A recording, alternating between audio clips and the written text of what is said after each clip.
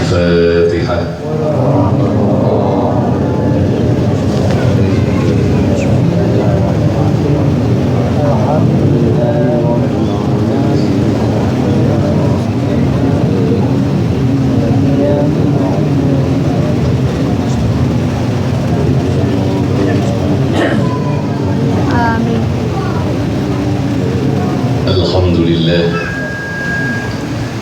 الحمد لله الذي جعل السعادة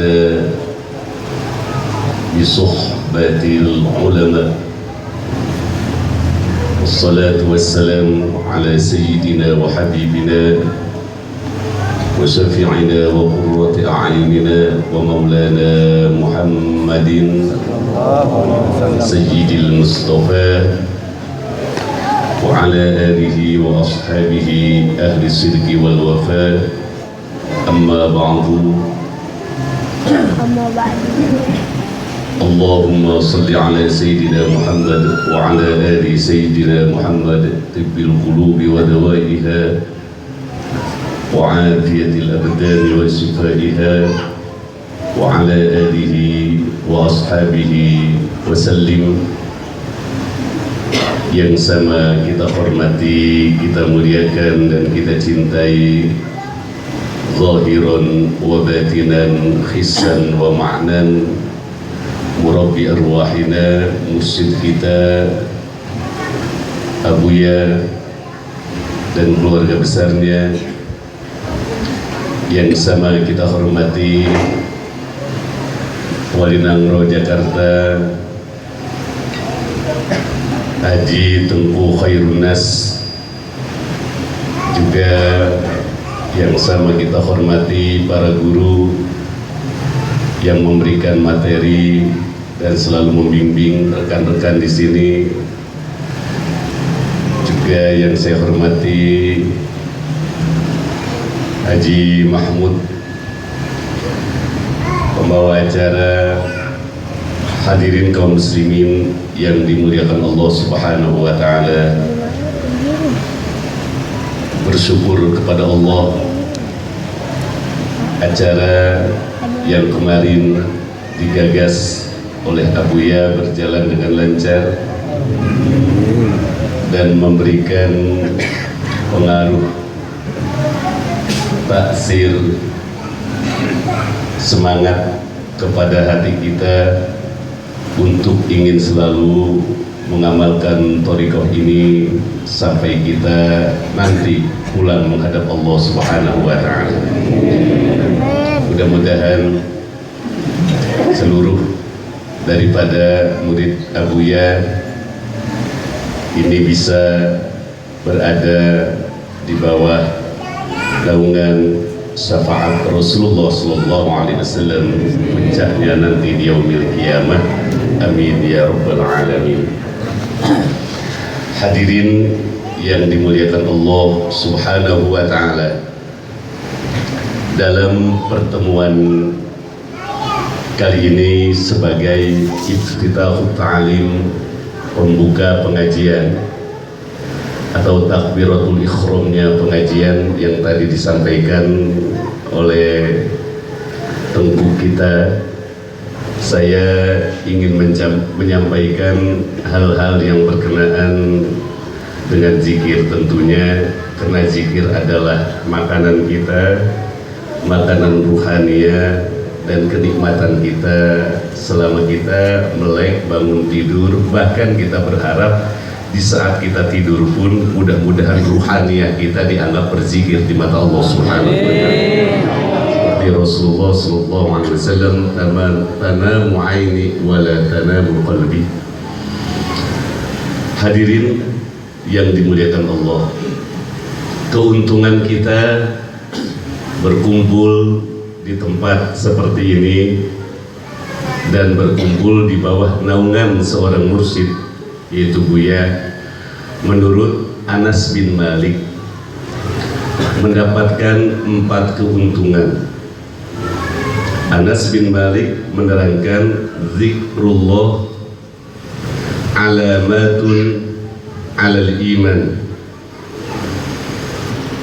wa bara'atum minan nifaq wa hisnun minasyaitan wa hirzun minan nar. Mengingat Allah adalah ciri iman seseorang berkembang dengan baik. Iman itu adanya di hati, maka ma'rifat dan tajalli adanya di hati. Bahasa Abuya, Allah tampak dalam pandangan hatinya. Makanya orang yang beriman melihat apapun selalu enggak lepas untuk ingat kepada Allah. Melihat rekan kita ada di depan, suara yang kita dengar,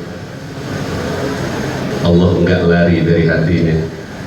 Sampai kemudian orang yang berada di hadapan kita sama sekali hilang dengan kenikmatan khusyuk kita kepada Allah. Inilah yang dimaksud oleh Abuya dan yang saya pahami selama ini tentang wahdatul wujud. Kenikmatan ini tidak bisa dirasakan oleh orang-orang yang tidak sungguh-sungguh untuk mencarinya. Jalan menuju Allah dibutuhkan kesungguhan, makanya ada maqamat dan ada ahwaliyah. Anas bin Malik ini di dalam kitab Miftahul Fallah wa Misbahul Arwah karangan Ibnu Athaillah Skandari. Khawatirnya hadirin nanya kitabnya, maka saya sebut. Silahkan cek halaman 8. Itu pun yang punya kitabnya.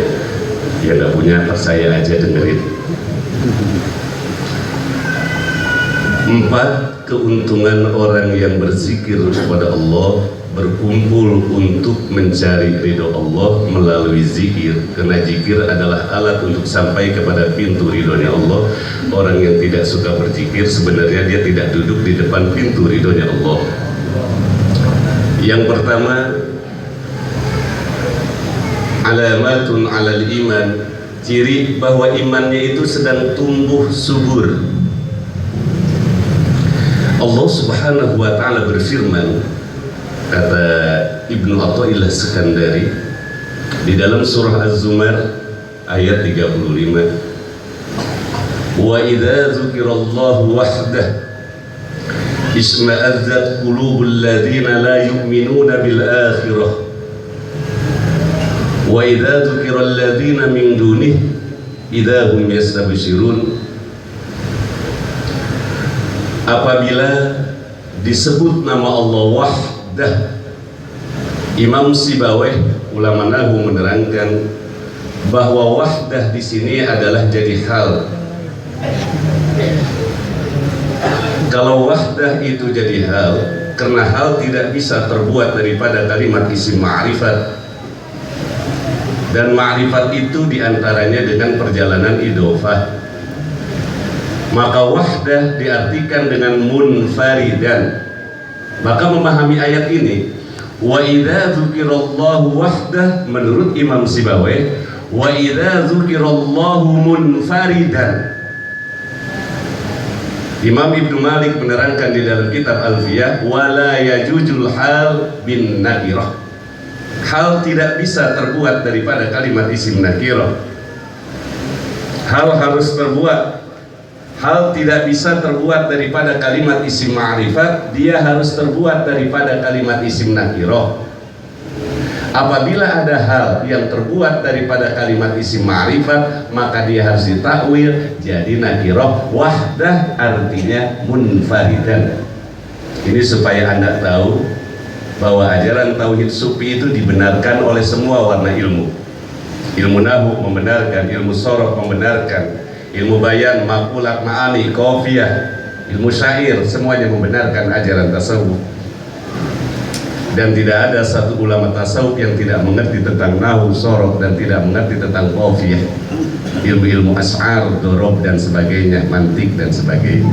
Saya hanya memberikan pesan itu aja, sehingga jangan dianggap bodoh orang tasawuf. Mereka adalah orang-orang yang pandai tapi tawadu. Kadang-kadang kalau ada orang memperlihatkan ilmu, kita tahu. Tapi untuk mengatakan si orang itu pandai dan dia tidak memperlihatkan ilmu, itu yang sulit. Saya lebih takut dengan orang yang pandai tetapi tidak memperlihatkan kepandaiannya. Kalau ada orang pandai memperlihatkan kepandaiannya, tentu dari 9 kepandaiannya akan kelihatan 2 kekurangannya. Ulama tasawuf adalah ulama-ulama yang tawadhu, al-alim, al-arif billah. 12 pan itu udah selesai. Jangan bicara lagi tentang ilmu luar, udah selesai orang tasawuf itu.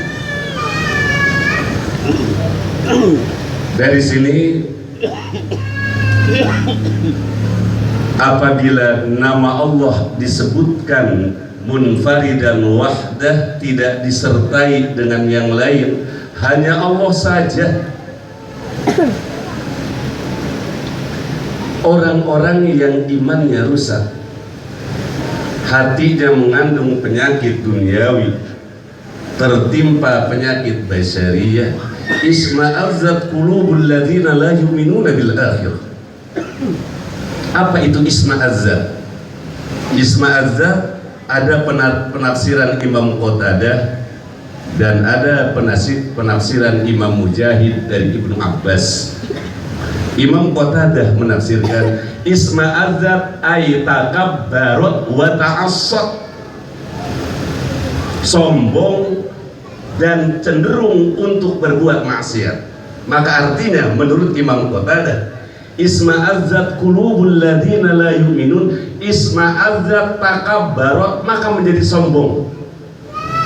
Qulubul ladzina la yu'minuna bil akhirah, hati orang-orang yang tidak beriman kepada Allah. Ada orang-orang yang hatinya tidak beriman kepada Allah, cirinya gampang. Apabila diajak untuk berzikir, ada kesombongan pada hatinya. Ini pesan ulama tafsir. Kemudian menurut Imam Mujahid, isma'azzat ay nafarat wang qabadat.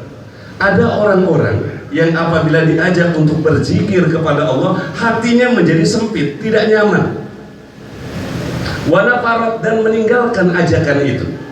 Ulama tafsir di dalam tafsir Ibni Katsir menerangkan tentang ayat ini, isma'azzat qulubul ladzina la yu'minuna bil akhirah adalah la ilaha illallah.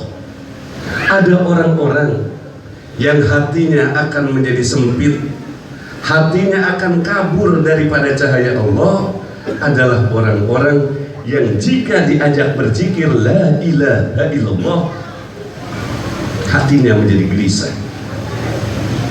bahkan cenderung untuk menghalangi orang melakukan zikir la ilaha illallah.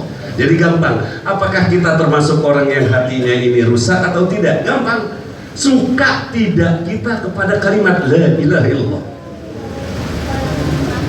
Ini tidak lagi bicara ilmu. Siapapun dia, sekalipun dia penghafal Al-Quran, ahli kitab, jika hatinya sempit mendengar kalimat la ilaha illallah, lalu kabur tidak mendukung kalimat la ilaha illallah, hati tersebut telah rusak. Masuk dalam ancaman Allah ini, isma'azzat qulubul ladzina la yu'minuna bil akhirah, akan menjadi sempit hati orang-orang yang tidak beriman kepada Allah. Maka orang-orang yang tidak suka dengan kalimat la ilaha illallah, sebenarnya mereka orang-orang yang tidak beriman dengan hari akhirat. Karena pintu surga saja kalimatnya la ilaha illallah, sama saja tidak percaya akan adanya surga. Hati-hati hadirin rahimahullah, jangan sampai kita ini tidak suka dengan zikir hanya karena kita tidak dimuliakan orang. Jangan sampai kita tidak suka zikir karena kita ini merasa layak untuk memimpin zikir. Ngerinya kata Imam Ibnu Athaillah dalam Miftahil Fallah, khawatir kita masuk dalam ancaman firman Allah dalam surah Az-Zumar, orang-orang yang hatinya rusak. Dan kita alhamdulillah summa alhamdulillah sampai saat ini berada di bawah bimbingan Syekhina wa murabbi arwahina untuk memperbanyak zikir la ilaha illallah. Tujuannya apa? Supaya hati kita kita nggak sakit, supaya iman kita tumbuh dengan subur. Karena dalam ajaran beliau kita dengar tentang Ratib Seribe. Sebelumnya juga kita pernah suluk diajarkan tentang Lataif 11. Setelah itu kita diajarkan tentang Nabi Isbat. Nabi Isbat bagaimana menimpahkan kalimat la ilaha illallah sampai kepada merambat ke 7 latifah kita, latifatul qalbi, latifatul ruh, latifatul sirho fi ahfa, nafas dan qalabiyah, bahkan menimpahkan kalimat la-nya itu terbalik sampai masuk kepada 2 latifah. Maka apa yang kita amalkan ini adalah langsung dari Rasulullah Sallallahu Alaihi Wasallam melalui guru kita sampai kepada Sayyidina Ali radhiyallahu anhu. Inilah bedanya orang yang punya guru dan tidak. Alhamdulillah, summa alhamdulillah, kita amat suka sekali dengan kalimat la ilaha illallah.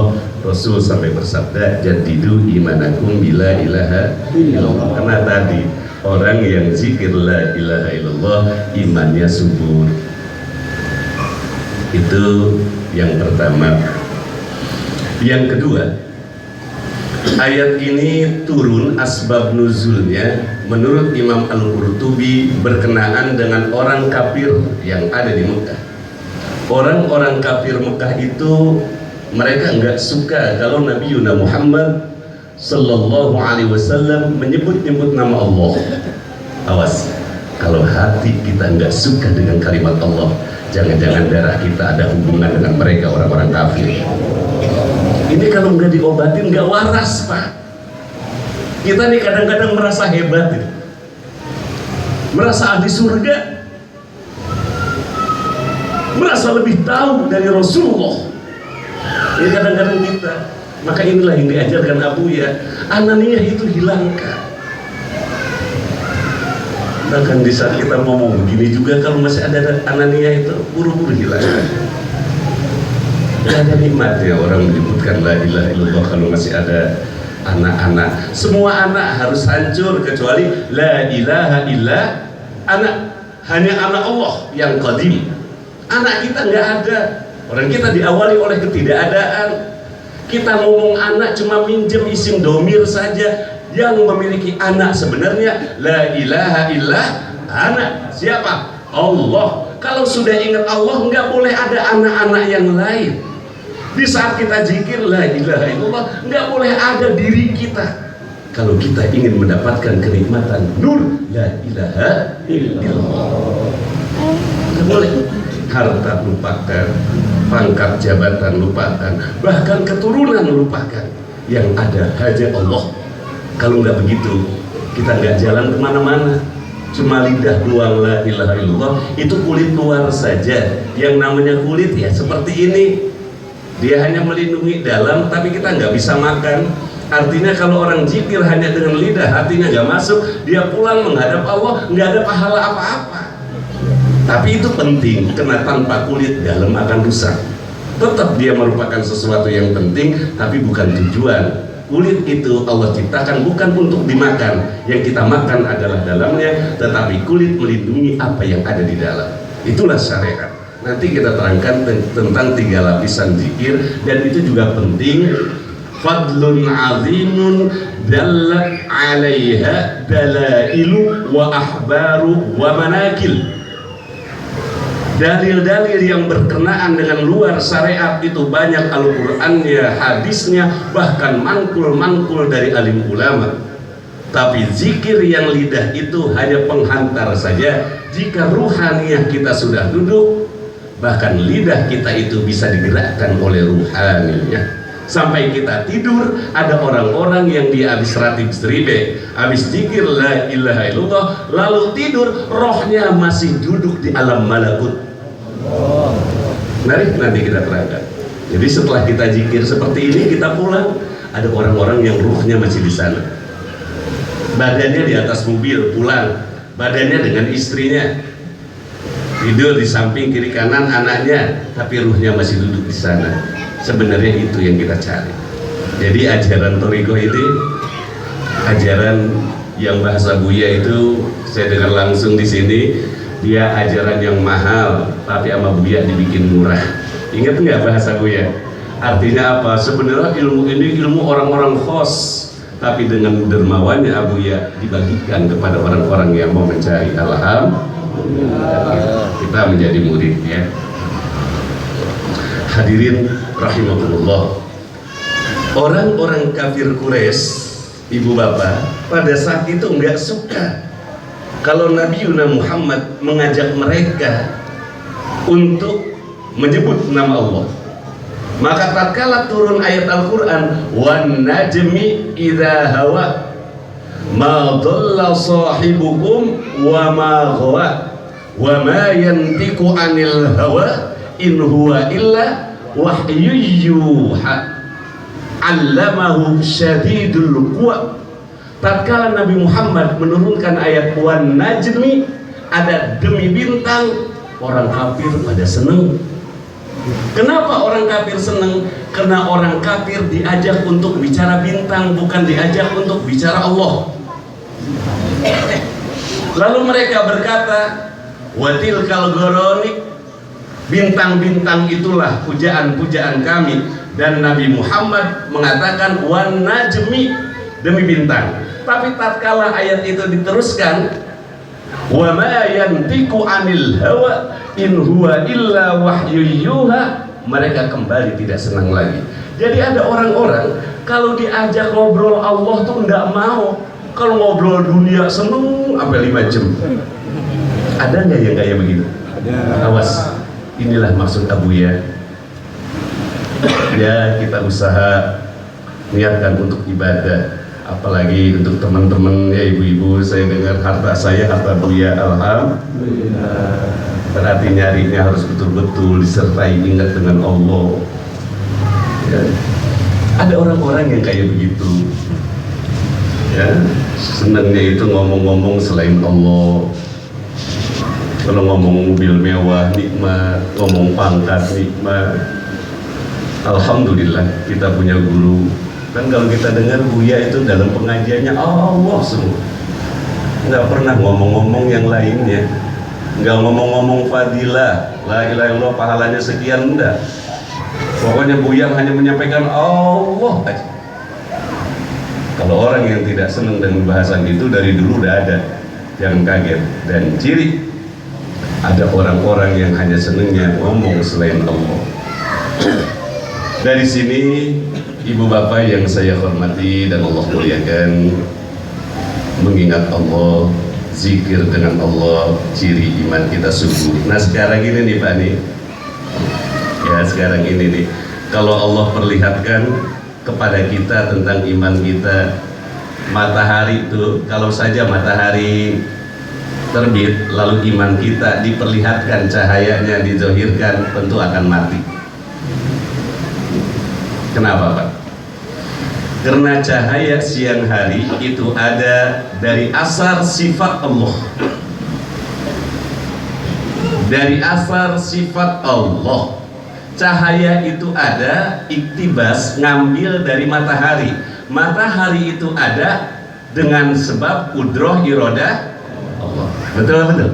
Nah, jadi kalau irodah bimana qasdun, ada keinginan dari Allah. Kalau kudroh bimana kuah, matahari ada karena gabungan antara kekuatan Allah dan kehendak Allah. Allah berkehendak untuk menciptakan matahari dan memiliki kekuatan untuk menciptakan matahari, maka adanya matahari itu, sinar matahari itu ada bukan dari sifat Allah tetapi asar dari sifat Allah. Bedain.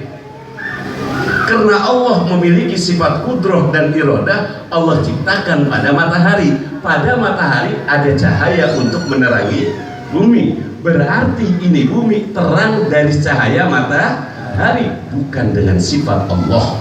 Tapi matahari ada dengan adanya kudroh irodah. Makanya sinar matahari, karena dia ada dari matahari dan matahari ada dari kudroh irodah Allah, dia hilang di saat malam datang. Ya tak? Di tempat lain sekarang terang, belahan dunia lain. Kenapa? Allah memberikan pelajaran kepada kita. Hai hamba-hambaku, wa ibadur rahman. Hai hamba-hambaku, Ada cahaya yang tidak akan pernah mati. Matahari nanti ada, nanti tidak. Jika malam datang, matahari tidak ada, karena cahaya matahari bukan sifatku.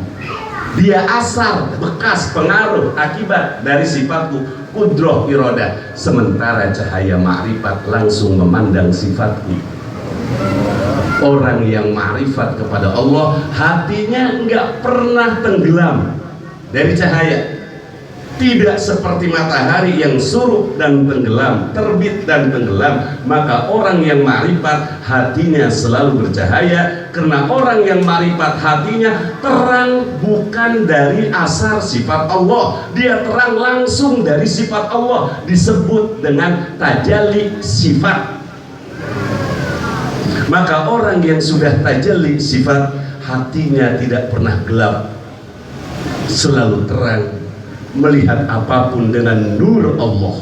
Inilah makna Allahu nurus samawati wal ardh. Nah, ini yang kita cari melalui zikir ibu. Yang kita cari adalah nur yang didapat langsung dari sifat Allah. Makanya dalam makalah tadi, kesimpulan tadi, kita bicara tentang asma Allah. Kita bicara tentang berakhlak dengan akhlak Allah. Berakhlak dengan Allah, berakhlak seperti Allah, artinya memahami sifat-sifat Allah dan asmanya. Maka ada tajalli sifat dan ada tajalli asma. Itu semua tidak mungkin bisa kita dapatkan tanpa kita tidak rajin untuk berzikir menyebut nama Allah Subhanahu wa ta'ala. Inilah yang kita cari. Mudah-mudahan Allah berikan itu ya Pak ya, supaya hati kita nggak gelap, nggak surup. Nah, zikrullah alamatun alal iman wa bara'atum minan nifaq. Orang yang berzikir kepada Allah, dia adalah orang yang sudah terbebaskan daripada penyakit munafik. Jadi munafik di sini bukan munafik hadis. Kalau munafik hadis, idza hadasa kadzaba, wa idza wa'ada akhlafa, wa idza tu'mina khana. Munafiknya bukan munafik itu. Munafik di sini mah munafik iman. Innal munafiqina fid darkil asfali minan nar. Orang-orang munafik itu berada di dalam kerak api neraka. Siapa orang munafik? Mereka yang ragu dengan Allah Subhanahu wa ta'ala. Orang yang meragu dengan Allah, dia adalah orang munafik. Orang yang menzikirkan la ilaha illallah, dia adalah orang yang terbebas dari munafik. Alhamdulillah, kita di sini seminggu sekali, di pondok seminggu 2 kali, yaitu untuk membersihkan hati dari sifat munafik. Kenapa sih Pak harus kalimat la ilaha illallah dan kalimat Allah? 2 Naksabandiyah, Allahu Allah, Qadiriyah, la ilaha illallah. Nabi isbat kalimat la ilaha illallah, az-zikru nurun wa dzikru narun. Zikir itu bisa jadi api dan zikir itu bisa jadi cahaya. Ad-dzikru narun. Zikir itu api, sifat api adalah membakar. Maka di saat kita zikir la ilaha illallah, kata kalimat la ilaha illallah, anak narun la ghairi. Kata kalimat la ilaha illallah, aku adalah api, tidak boleh ada selain aku. Wa idza dakhala baitan ahraqah. Kalau api masuk ke dalam rumah dan di dalam rumah ada benda yang terbuat dari kayu, maka benda itu akan terbakar api. Hendaknya di saat kita zikir la ilaha illallah, tatkala la ilaha illallah masuk ke dalam hati kita, lalu ada selain Allah di dalam hati kita, selain Allah itu harus dibakar oleh kalimat la ilaha illallah. Itu maksudnya. Kalau ada, ingat misalnya di dalam hati kita tentang kerjaan, la ilaha illallah, la ilaha illallah, lalu kerjaan itu nggak hilang, padahal lidah kita lagi la ilaha illallah, berarti la ilaha illallah, la ilaha illallah kita itu belum jadi api. Kalau dia sudah jadi api, tentu selain Allah akan terbakar. La ilaha illallah, hilang. Ana narun la ghairi, aku adalah api. Kalau betul-betul kamu mengucapkan la ilaha illallah, kata kalimat la ilaha illallah, dia akan membakar apapun selain Allah. Karena sifat api membakar. Api akan membakar apa saja yang ada di dalam rumah dan disentuh oleh dia. Kalau memang betul kita mengucapkan la ilaha illallah, Pak, selain Allah sudah terbakar. Baru saja kita la penapian, dia terbakar. Wa ma min ibadatin illa wa fiha ma'na la ilaha illallah. Tidak ada ibadah apapun terkecuali dalam seluruh ibadah mengandung makna la ilaha illallah. Ibadah apa yang tidak mengandung makna la ilaha illallah? Puasa, sholat, zakat, haji, semuanya mengandung makna la ilaha illallah. Maka jika ibadah tidak mengandung makna la ilaha illallah, ibadah itu tidak akan diterima Allah. Apa makna la ilaha illallah? Nafyun wa isbatun. Pada kalimat la ilaha nafyun, illallah isbat. Contoh zakat. Pada zakat ada nafyun wa isbatun.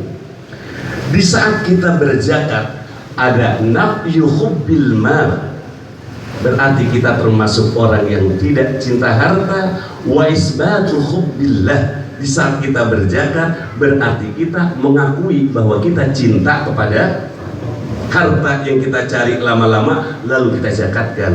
Berarti kita tidak termasuk orang yang cinta harta dan kita termasuk orang yang cinta Allah. Itu zakat. Salat, al-farqu bainana wa bainahum as-salat, kata Rasulullah. Perbedaan kita dengan mereka adalah salat. Maka di saat kita salat ada nafyun dan ada isbatun. Di saat kita salat kita menafikan bahwa diri kita bukan kafir. Allahu Akbar, kita bukan kafir. Dan di saat kita sholat, kita mengisbat bahwa diri kita adalah mukmin. Sebab yang membedakan kafir dan bukan kafir adalah sholat. Dengan sholat itulah ketahuan siapa yang mukmin dan siapa yang kafir. Maka pada sholat ada nafyun dan isbat. Ngaji fikih, kita ngaji toharoh, bab bersuci. Pada toharoh ada makna la ilaha illallah. Apa itu toharoh? Nafyun najasah. Kalau kita belajar bersuci berarti kita menafikan najis pada diri kita. Dan kemudian ada isbat, mengisbatkan diddiha, lawanan daripada suci adalah kotor. Itu toharoh. Nah sekarang kita masuk dalam ilmu thariqah. Annallah in lam tunsah nukusuh la yuktabu fihi syai'un. Papan tulis ini apabila sudah banyak tulisan-tulisan di atasnya, maka kita nggak bisa nulis. Betul. Supaya kita bisa menulis dalam papan tulis yang tadi banyak tulisannya, maka tulisan itu harus dihapus, baru kita bisa menulis. Betul. Begitu juga la ilaha illallah. Apabila di dalam hati kita banyak tulisan selain Allah, Allah nggak masuk. Maka selain Allah itu harus dihilangkan. Sombong, maka maaf hadirin.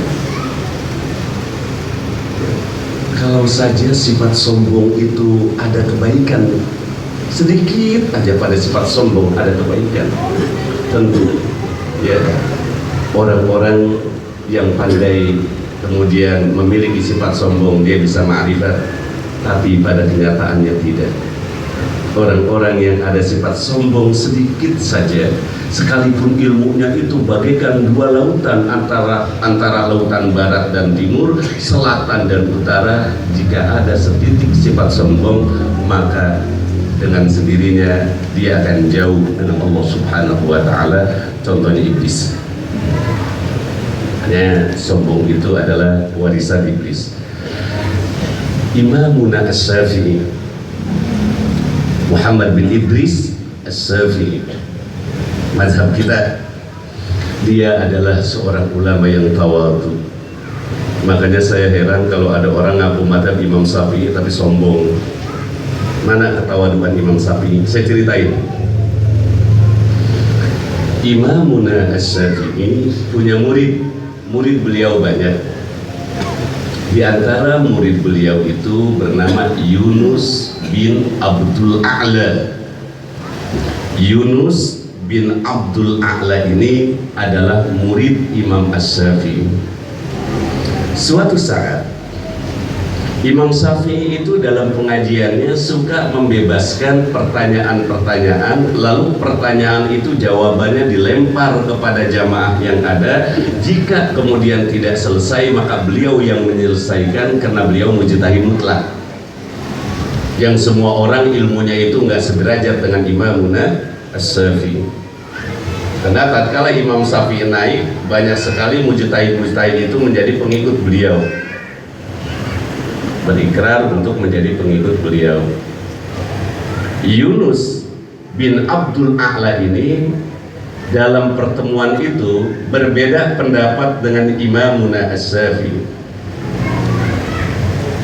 Kemudian Yunus bin Abdul A'la meninggalkan pengajian itu, pulang ila baitihi, pulang ke rumahnya langsung.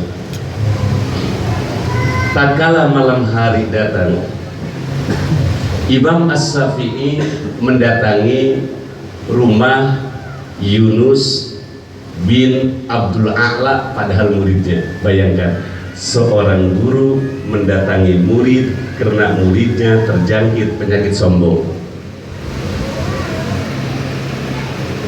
Kalau saya jadi Imam Syafi'i, ngapain murid satu, yang ada aja udah ribuan tuh. Imam Syafi'i kayak gitu. Nah ini akhlak Imam Syafi'i ya. Kemudian diketoklah pintu Yunus bin Abdul A'la. Dari dalam rumah Yunus bin Abdul A'la berkata, "Man bilbab?" Saha anu aya di payunan panto. Ngerti nggak orang Aceh? Pasti enggak. Tapi ada yang ngerti ya. Siapa yang ada di depan pintu? Bahasa Acehnya saya nggak bisa ya.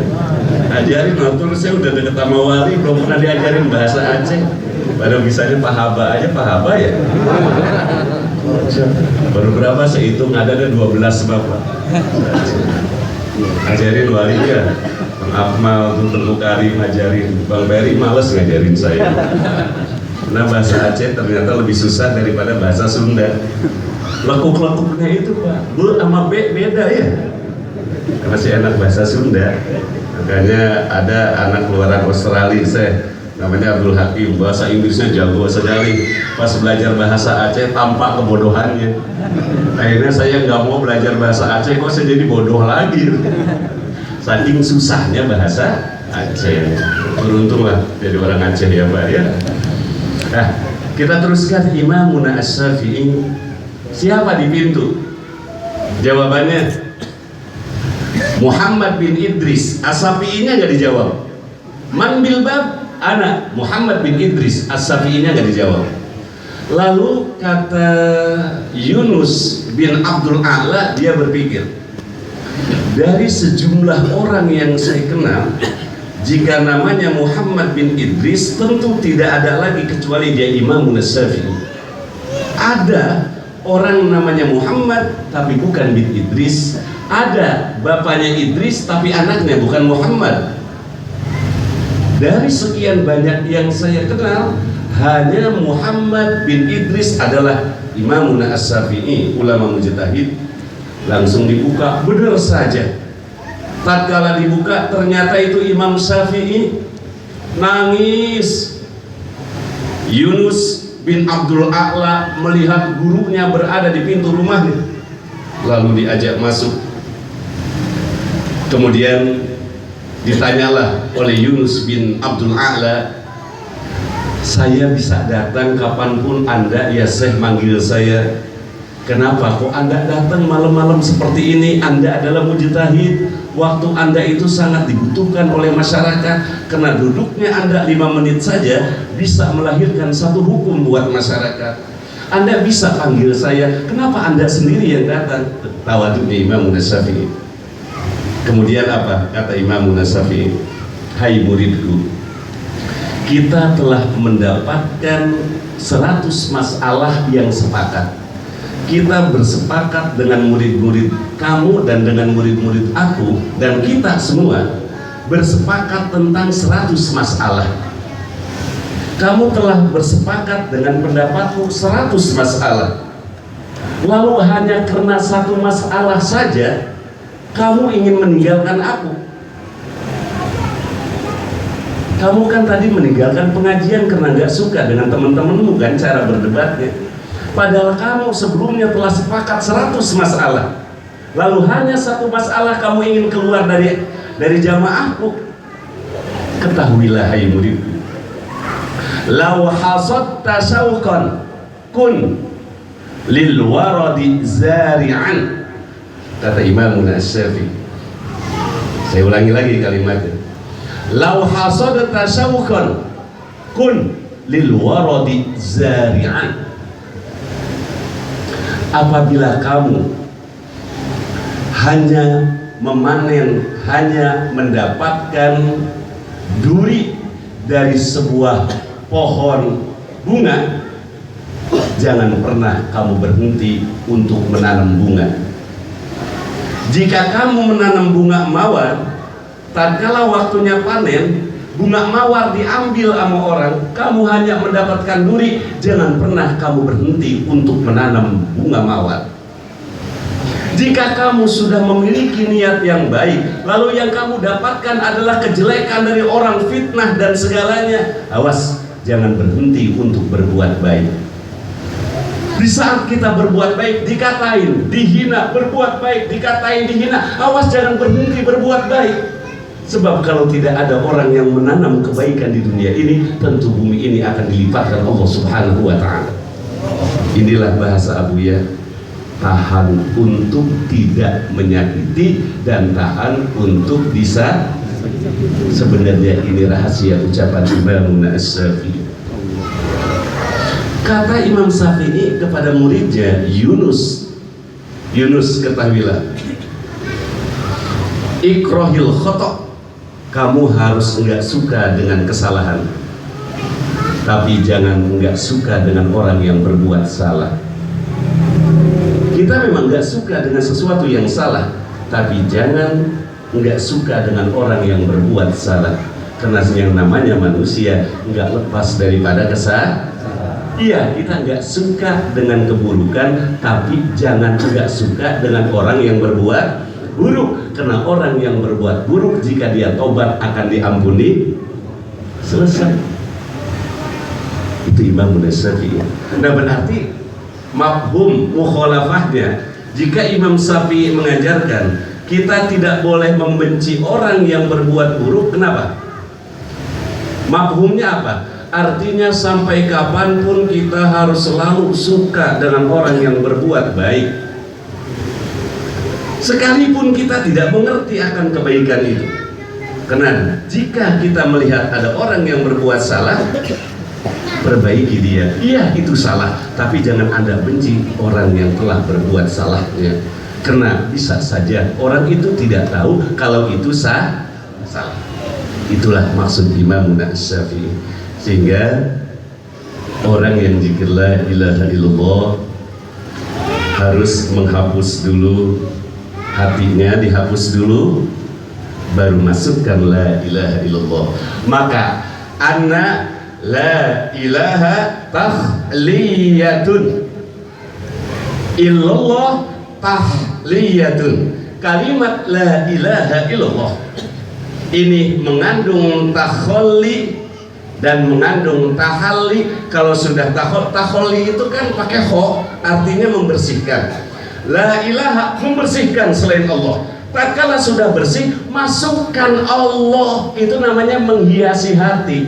Nah, kalau Allahnya sudah masuk, baru tajali. Kemarin sudah kita bahas dalam mudzakarah, ada tajalli zat, ada tajalli sifat zat, ada tajalli hukmi zat. Silahkan baca sendiri, kitabnya masih ada terjemahannya ada, bahasa Arabnya ada, tapi sebenarnya apa yang saya sampaikan itu udah disampaikan Buya semua ya. Lihat aja bahasan Tajali dalam rujukan kitab kita, panduan kita, yaitu kitab Manajil Sairin, baca di sana. Hadirin rahimakumullah, itulah makna la ilaha illallah.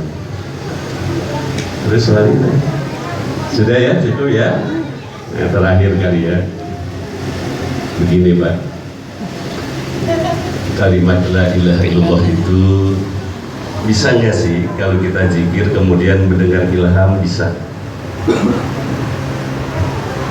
tapi ada syaratnya, nggak mudah. Akadnya itu jual belinya mahal. Ulama menerangkan begini, wa idza zahabat al-ajza'ul khabithah wa baqiya al-ajza'ul tayyibah sami'ah. Jika pada diri kita ini sudah enggak ada yang jelek-jelek, yang tersisa dari badan kita adalah yang baik-baik. Karena kalimat la ilaha illallah itu membakar. Kalau kita punya dosa, dosa kita habis dibakar dengan kalimat la ilaha illallah.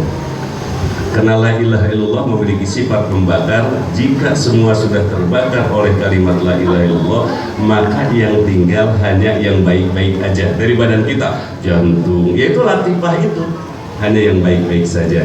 Jika hanya itu yang ada, di saat dia la ilaha illallah, maka kebersihan ajza tadi akan mendengar panggilan langsung dari Allah.